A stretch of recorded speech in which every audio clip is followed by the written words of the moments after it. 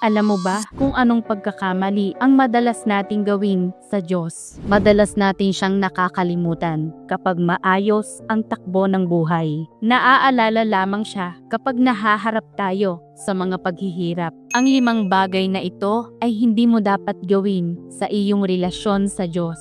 Una, huwag mong baliwalain ang Diyos sa magagandang panahon. Maraming tao ang lumalapit sa Diyos kapag sila ay nagdurusa. Ngunit kapag nagiging komportable ang buhay, unti-unti nila siyang nakakalimutan.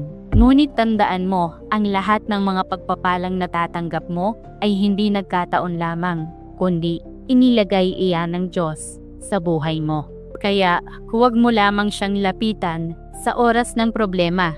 Lumapit ka rin sa Kanya kapag ikaw ay pinagpapala niya. Ang pasasalamat, ang wika ng pananalig, ang mga taong nagpapasalamat sa Diyos, araw-araw ay laging nakakahanap ng dahilan para magalak.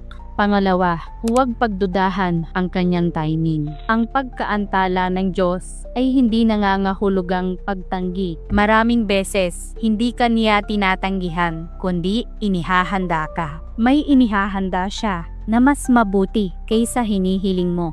Magtiwala ka sa Kanyang timing dahil ito ay laging perpekto.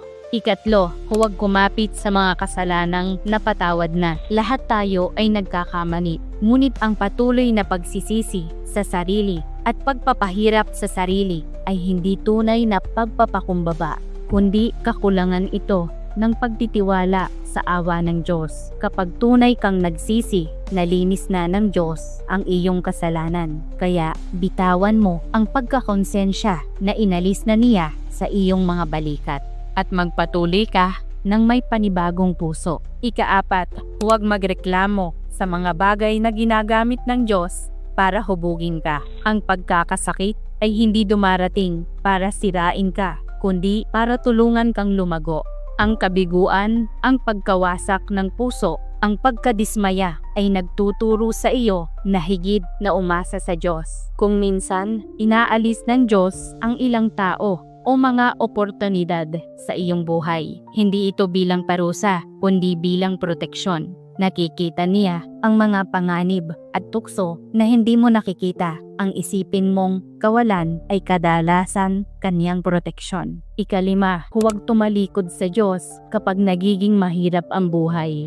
Ang mga pagsubok ay hindi senyales na inabandona ka ng Diyos, kundi isang paanyaya upang mas mapalapit sa Diyos. Kahit sa pinakamadilim mong gabi, patuloy siyang kumikilos ng tahimik.